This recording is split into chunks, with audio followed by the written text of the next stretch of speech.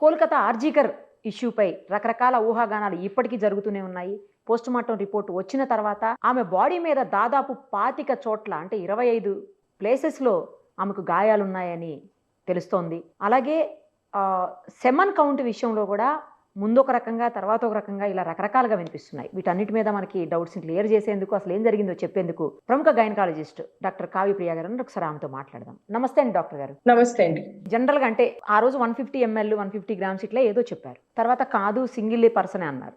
అంత లేదు అన్నారు. మళ్ళీ కాదు అంత ఉంది అని చెప్తున్నారు. సెమన్ అంత వచ్చే అవకాశం లేదు ఒక్కొక్క పర్సన్ నుంచి అని కూడా చెప్తా ఉన్నారు. అంటే అసలు ఏం జరిగి ఉండొచ్చు ఇందులో అనేది ఇప్పుడు $1 మిలియన్ క్వశ్చన్ గా మిగిలిపోయింది. ఒకటండి, ఇది చూస్తూ ఉంటే అంటే after searching so many articles, so much of news and so much of links on the YouTube and also using your common sense. మన కామన్ సెన్స్ వాడి యాజ్ ఎ హ్యూమన్ మన కామన్ సెన్స్ వాడి గనక ఒక అనాలిసిస్ కి గనక వస్తే, first of all ఎప్పుడు కూడా ఫోరెన్సిక్ టెస్టింగ్ అన్నది ఆ బాడీది ఆ పర్టికులర్ కాలేజ్ లో చేయకూడదు. ఎప్పుడు కూడా it has to be done in the other hospital, some neutral third party hospital and 2 to 3 doctors, forensic doctors వాళ్ళు రిపోర్ట్ ఇవ్వాలి. Point number 1. ఇంకొకటి, సరే పోనీ వాళ్ళ హాస్పిటల్లోనే చేశారు అండ్ 151 గ్రామ్స్ ఆఫ్ సెమెన్ కనిపించింది అని చెప్పారు. సో డెఫినెట్ గా ఒక హ్యూమన్ కి 15 గ్రామ్స్ కన్నా ఎక్కువ రాదు. 15 ml 15 గ్రామ్స్ mg కన్నా ఎక్కువ రాదు. బట్ ఇంత క్వాంటిటీ ఉందంటే డెఫినెట్ గా ఇట్ ఈస్ లైక్ అనుకోవాలి. అండ్ వాళ్ళ ఇంటెన్షన్ కూడా చేయాలి అని కాదు. వాళ్ళ ఇంటెన్షన్ ఏంటంటే, if you are raising your voice, ఇంకెవరన్నా కూడా ఈమె లాగా వాయిస్ రేజ్ చేసినా కూడా వాళ్ళకి ఇదే గతి పడుతుంది అని చాలా ఇండైరెక్ట్ గా వాళ్ళు వార్నింగ్ ఇచ్చినట్టు అనిపించింది. నిజంగా వాళ్ళకి ఇంటెన్షన్, అమ్మాయికి చాలా ఇన్ఫర్మేషన్ తెలిసింది, తను she is going to leak it అది ఇది అని అనుకుంటే కనుక ఎక్కడో కిడ్నాప్ చేసి ఎక్కడో ఊరవతలు తీసుకెళ్లి మనకు దిశ కేసుకి జరిగినట్టు ఎటువంటి ఎవిడెన్స్ లేకుండా వాళ్ళు క్లియర్ చేసేయచ్చు. బట్ వాళ్ళు అంత ఓపెన్ గా సెమినార్ హాల్లో 24 hours security and services where people are all active.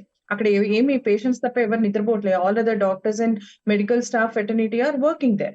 So అలాంటి ప్లేస్ లో వాడు అంత ఇదిగా చేశాడు అంటే డెఫినెట్ గా ఫస్ట్ ఆఫ్ ఆల్ వాడికి ఒక ధైర్యం, నా వెనక వీళ్ళు ఉన్నారు, మేము ఏం చేసినా కూడా ఇక్కడ నడుస్తుంది and it is an open warning to others. ఇక్కడ జరిగే ర్యాకెట్స్ కానీ ఏవైనా కూడా బయట పెట్టాలని అనుకుంటే కనుక వాళ్ళకు కూడా ఇదే గతి పడుతుంది అని వాళ్ళ పవర్, వాళ్ళ పేట్రియార్కియల్ పవర్ చూపించుకోవడానికి చేసినట్టుగా అట్లా అనిపిస్తుంది. Where people are utmost cruel, చాలా క్రూయల్ గా ఉండి వాళ్ళకి వాల్యూస్ లేకుండా ఉన్న వాళ్ళే ఇలా చేస్తూ ఉంటారు.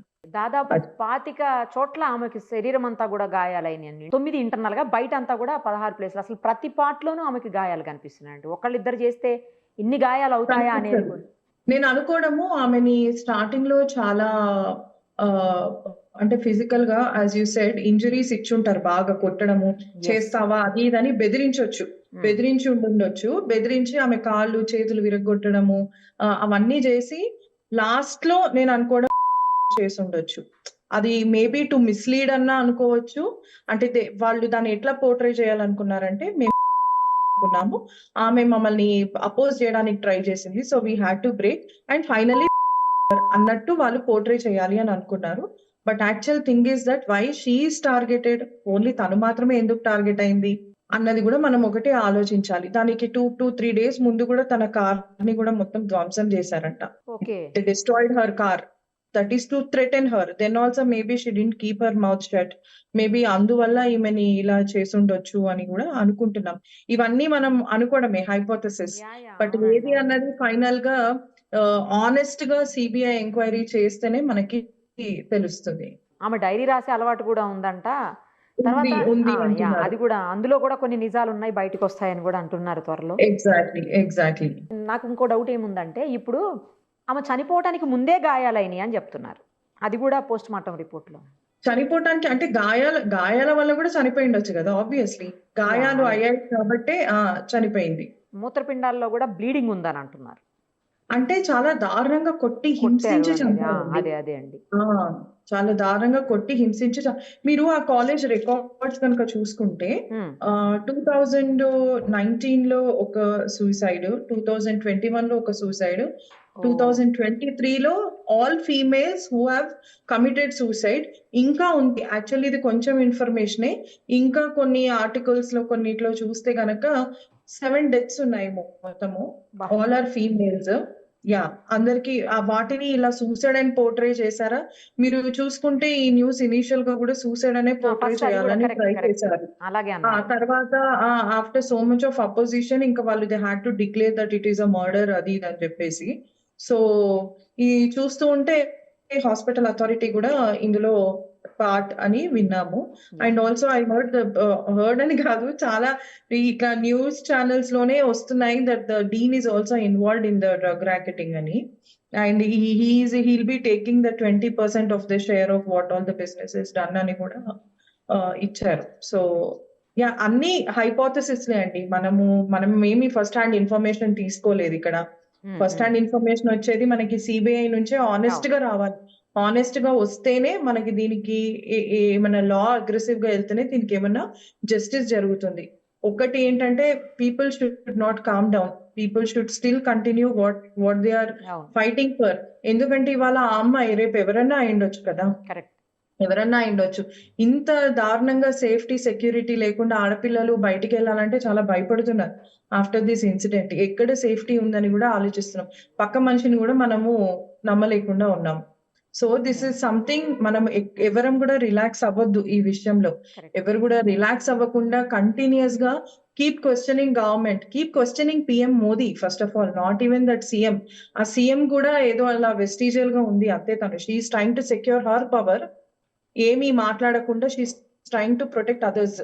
మనం డెఫినెట్ గా పిఎం మోదీనే క్వశ్చన్ చేయాలి. ఒక ఆనెస్ట్ సిబిఐ ఎంక్వైరీ అన్నది జరిపించాలి. నిజాలు బయటికి రావాలి. ఇవాళ ఈ యొక్క విద్యార్థి అనుకుంటే రేపు ఇలాంటి అమ్మాయిలు ఎంతో మంది ఆ కాలేజ్ లో ఉన్నారు. ఇప్పుడు దీనికి గనుక ఏం జస్టిస్ రాకుండా మిగిలిపోయింది అంటే రేపు ఇంకెంత మంది బలి అవుతారు అన్నది మనము చెప్పలేము, ఊహించలేము కూడా. ఈ చంపడం అనేది కూడా మనకి యూ కాంట్ ఈవెన్ ఇమాజిన్. అంటే మనం ఇట్లా కూడా చంపగలరు అన్నది కూడా మన ఊహను దాటి మరీ చంపారు అంటే వాళ్ళు ఎంతటి రాక్షసులు మనము అర్థం చేసుకోవాలి. ఇంకొకటి అండి, అక్కడే జరిగిన ఇన్సిడెంట్ కి అక్కడే పోస్ట్ మార్టం చేయటం అనేది మీరు అన్నట్లు అలా ఎందుకు వేరే దగ్గరికి పంపించి చెయ్యకూడదు, అదే అంటున్నా. They did not give time for anything. First parents నే వాళ్ళని చూడనివ్వలేదు. కరెక్ట్ వెంట వెంటనే చూడనియ్యాలి ఫస్ట్ అసలు. వెంట వెంటనే పోస్ట్ మార్టం కి పంపించేశారు. వెంట వెంటనే ఒక రిపోర్ట్ పంపించేశారు.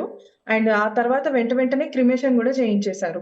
ఇట్లాంటి వాటికి ఏంటి, అట్లీస్ట్ ఒక సెకండ్ అటాప్సీ అన్నదన్నా జరగాలి. అవును autopsy. Third neutral party autopsy అన్నది జరగాలి. జరిగి వాళ్ళది వీళ్ళది కోరిలేట్ అవుతున్నాయా?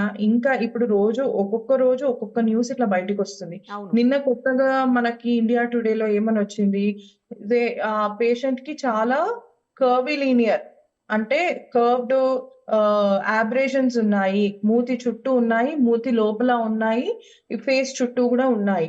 అంటే ఇట్ మీన్స్ ఇట్ ఈస్ ఆ ఇంజరీస్ అన్ని సక్కింగ్ వల్ల వచ్చిన ఇంజరీస్ అవన్నీ. ఓకే మన ఓరల్ క్యావిటీ అప్పర్ జా ఆర్చ్ ఎలా ఉంటుందో అలాంటి ఆపరేషన్స్ జరిగినాయంట.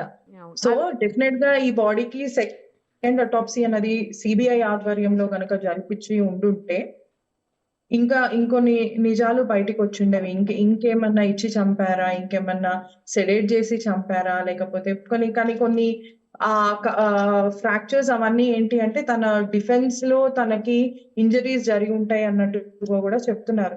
సో ఇది క్రిమేట్ చేయకుండా ఇంకొక అటాప్సీ చేయించి ఉంటే బాగుండేది. Third neutral party forensic report ఇచ్చి ఉంటే బాగుండేది అని అనిపించింది. యా అండి, ఇంకొకటి కూడా ఆమె ఒక వీడియో రిలీజ్ చేశారు, మీరు చూసారో లేదో మరి. అది ఏమో మాట్లాడట్లేదు కానీ ఇక్కడ నొక్కేసినవి, కంటి దగ్గర తగిలిన దెబ్బలు అవన్నీ కూడా చూపిస్తున్నారు అందులో. అవును చూసాను. ఆ సెమినార్ రూమ్ లో అలాగే పడేయడం, ఆ బాడీని అట్లానే పడేసి ఏం తెలియనట్టు సైలెంట్ గా వెళ్ళిపోవడం. ఫస్ట్ ఆఫ్ ఆల్ ఒక స్ట్రేంజర్ కి, పేషెంట్ గానో లేకపోతే హీజ్ సివిక్ పోలీస్ అని అంటున్నారు అతనికి అంత బాగా ఎలా తెలుస్తుంది సెమినార్ రూమ్ లో పోయి డాక్టర్స్ పడుకుంటారు అని? వాడు అటు ఇటు ఎటు తడబడకుండా సీసీ కెమెరా ఫుటేజ్ చూస్తే కూడా వాడు స్ట్రైట్ గా చాలా స్మూత్ గా వెళ్ళిపోయాడు థర్డ్ ఫ్లోర్ కి. సెమినార్ తెలిసినట్టే వెళ్ళిపోతున్నాడు. అంటే there is someone else who is guiding that fellow, someone from the hospital. మరి అది ఎవరు అన్నది కూడా నిజాలు బయటికి తీస్తేనే మనకి జస్టిస్ అన్నది జరుగుతుంది. లేకపోతే ప్రతి కేసు లాగానే ఇది కూడా మన ప్రత్యూష కేసు లాగా మిగిలిపోతుంది. మరుగున పడిపోతుంది. అంతే.